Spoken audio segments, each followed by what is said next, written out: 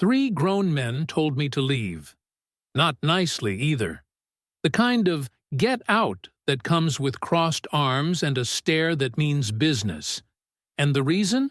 A bait I mixed at home for under $2. One that was pulling catfish out of that private pond faster than anything those guys had seen in 20 years of fishing that same water. They called the owner over. Said I was cheating. Said something had to be wrong with my setup. Nothing was wrong. The bait was just that good.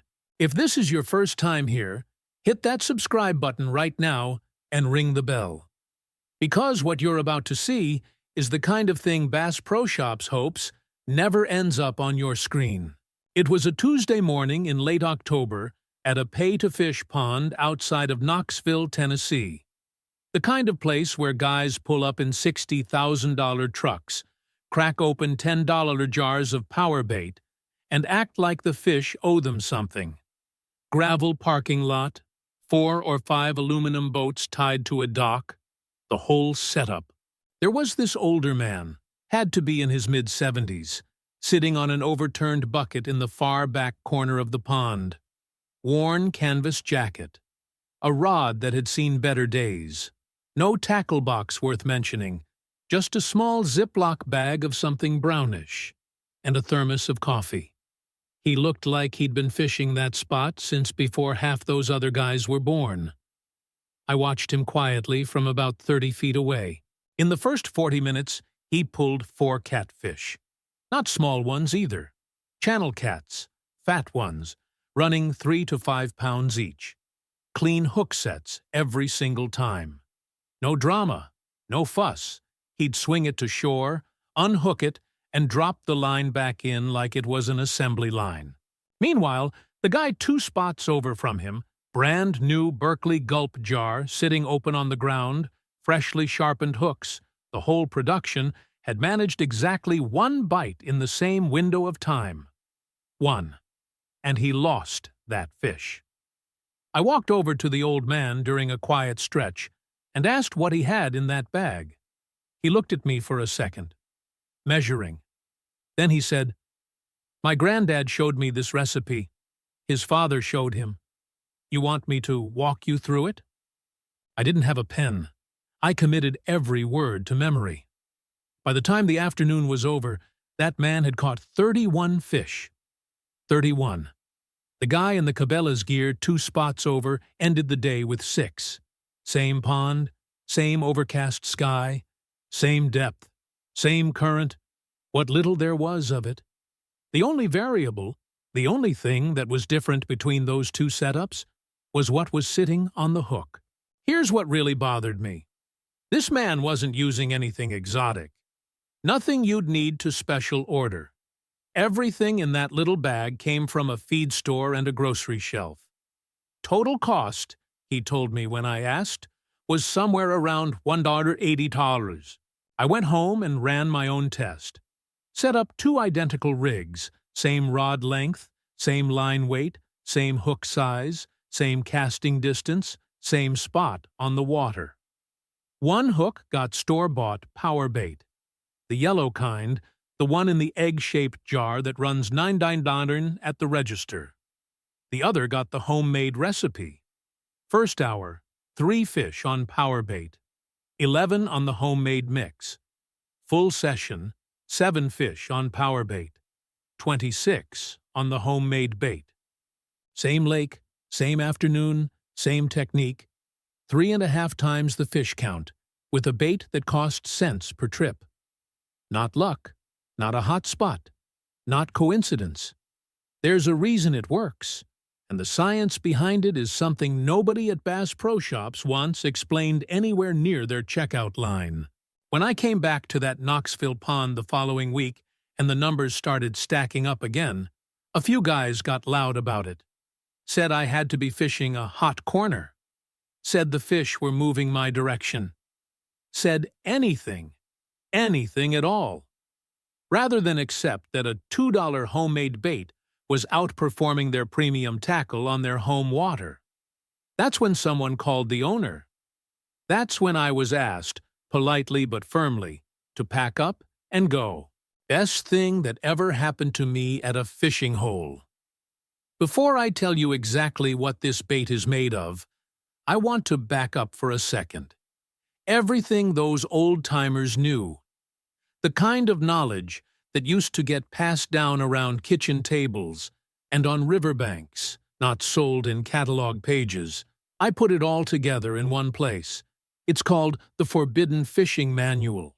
Everything the industry doesn't want you knowing is in there.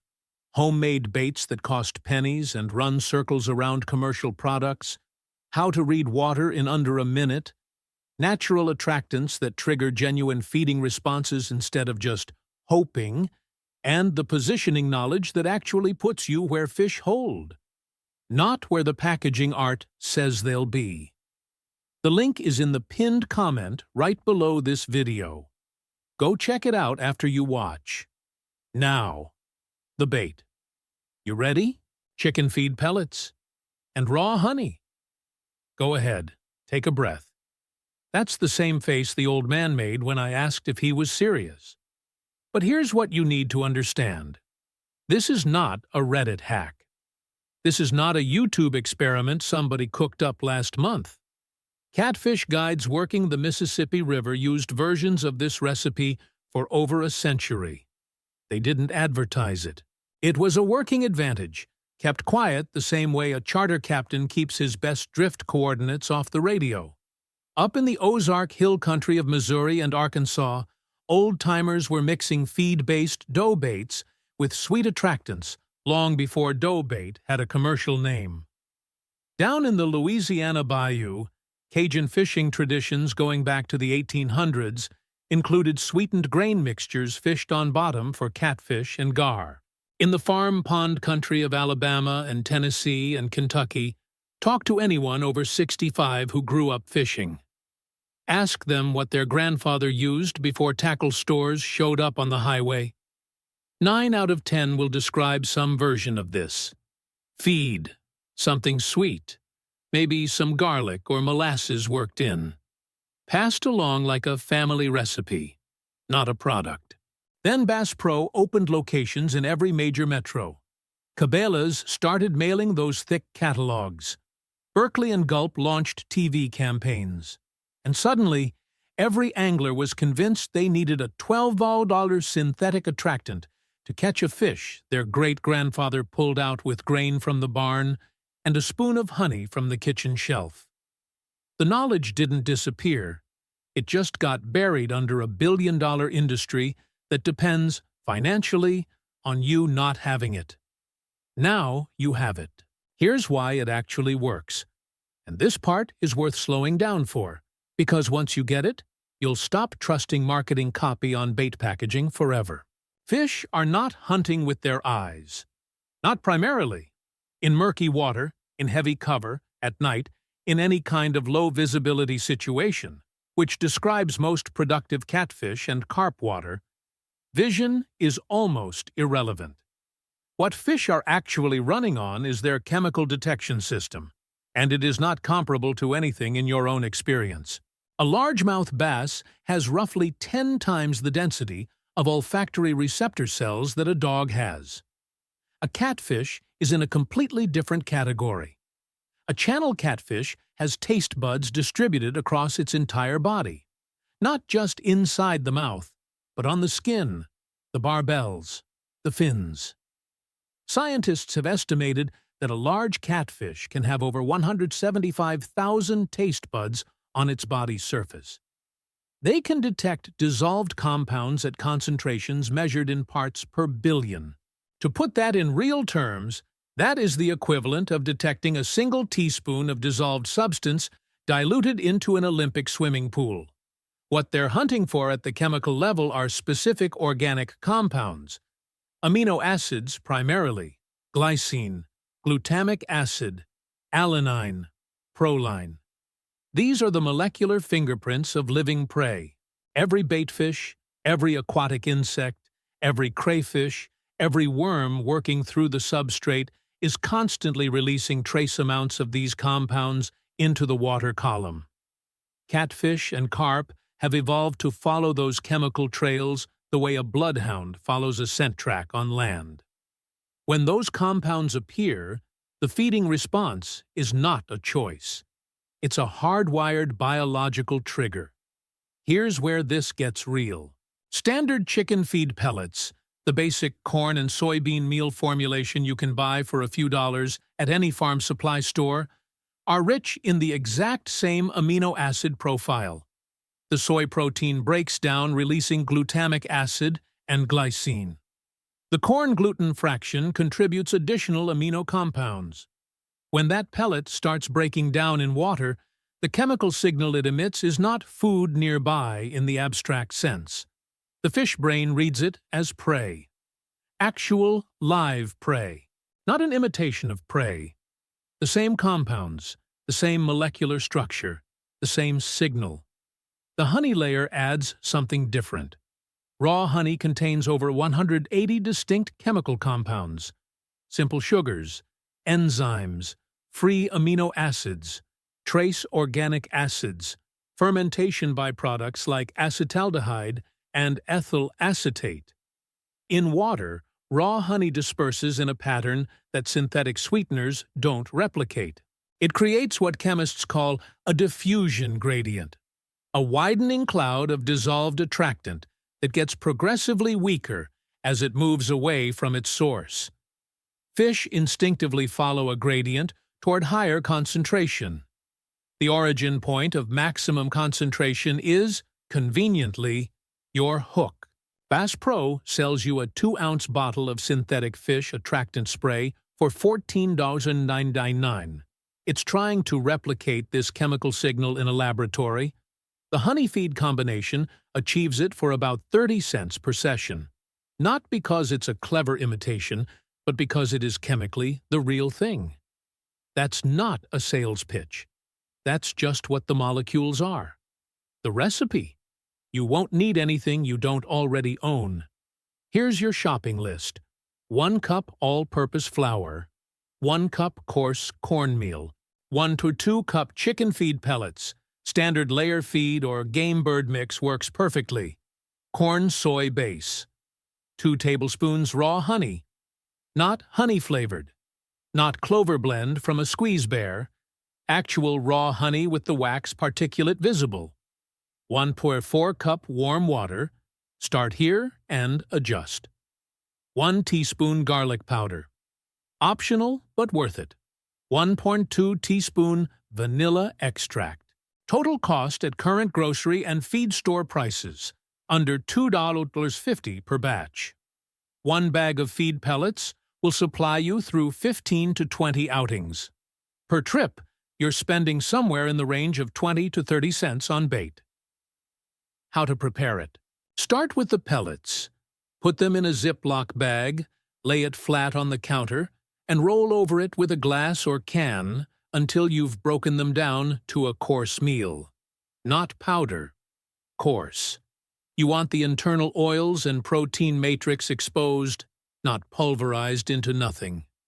This step is where most people who try this recipe get lazy and then wonder why their results aren't matching up. The surface area matters. Crush the pellets. Mix the crushed pellets with the cornmeal and flour in a large bowl. Stir dry first. Get the 3 components fully combined before you add any liquid. In a separate cup, dissolve the honey into the warm water. Stir until fully incorporated. Adding honey directly to the dry mix creates clumps that never fully blend. Liquid first, every time. Pour the honey water into the dry mix in a slow, steady stream, stirring constantly. You're building toward a dough consistency that holds together without being sticky on your hands. If it's too wet, add flour a tablespoon at a time. If it's cracking and crumbling, add water by the teaspoon. Garlic powder goes in now. Here's the part almost nobody does, and it matters more than any single ingredient. Once the dough is formed, cover the bowl with plastic wrap and leave it at room temperature for 30 minutes, not the refrigerator. Room temperature. During that half hour, The honey initiates a very mild enzymatic reaction with the starches in the cornmeal.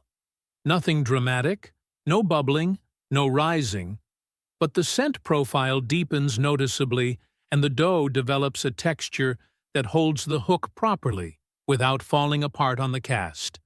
Skip this step, and you're leaving real performance on the table. The dough is ready when it looks slightly golden from the honey and feels like firm, just slightly tacky clay.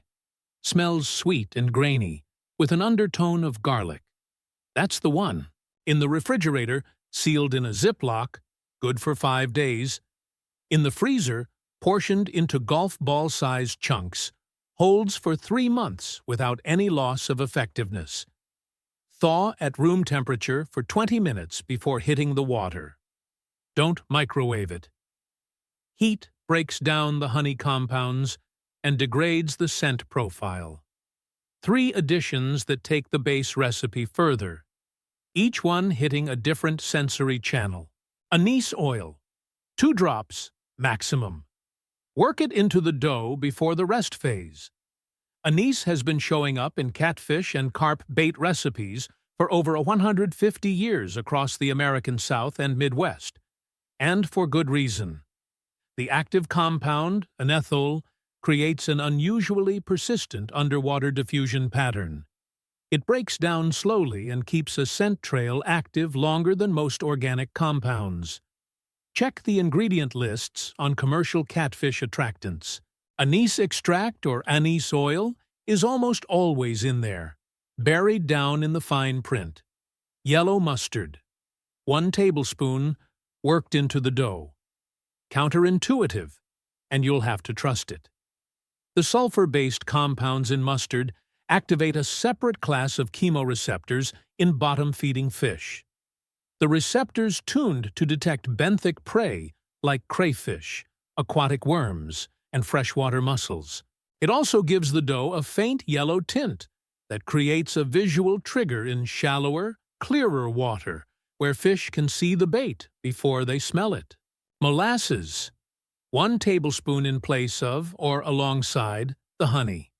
Where honey disperses quickly and creates a wide, active scent cloud, blackstrap molasses is thick and slow. It settles into the bottom substrate around your hook and creates what catfish guides on the Mississippi historically called a slick, a slow-release concentration that holds fish in your strike zone for longer periods rather than attracting them in fast and letting them drift off. Old handwritten catfish bait recipes from the 1940s and 50s, the kind passed around in folded notebook paper, not printed in any catalog, almost universally include molasses as the sweet component. It's an old Southern secret that somehow got lost when the tackle industry decided sugar water in a jar was more sellable. With all 3 additions active, your bait broadcasts simultaneously to olfactory receptors, chemoreceptors, and visual targeting. Not one signal. 3 separate signals at the same time, from the same hook. Now here's the part that should genuinely frustrate you. The U.S. fishing tackle retail market tops $5 billion in annual sales. Bass Pro and Cabela's alone control more than 20% of that. The average American angler spends $150 a year just on lures. Not rods, not line, not licenses, just lures. That number is what the system is designed to protect. Not your catch rate. Not your Saturday morning. Their bottom line. PowerBait is a $150 million product line. Berkeley, Gulp, Potski, Procure. These are not small operations. They run R&D departments. They pay for shelf positioning at the major chains. Their entire value proposition, the reason you walk past them and reach for your wallet, collapses the moment enough anglers understand that what the old man on the bucket in Tennessee is mixing up behind his house outperforms everything behind that glass counter. They're not hiding this because it's complicated. They're hiding it because it's obvious. And obvious doesn't move 14 toiles dedin, $2.99 spray bottles. On the water, here's the execution. Roll the dough into balls roughly the size of a large grape, not bigger. Too much mass slows the scent release and makes it harder for the fish to take the hook cleanly on the strike. Grape-sized is the mechanical and chemical sweet spot.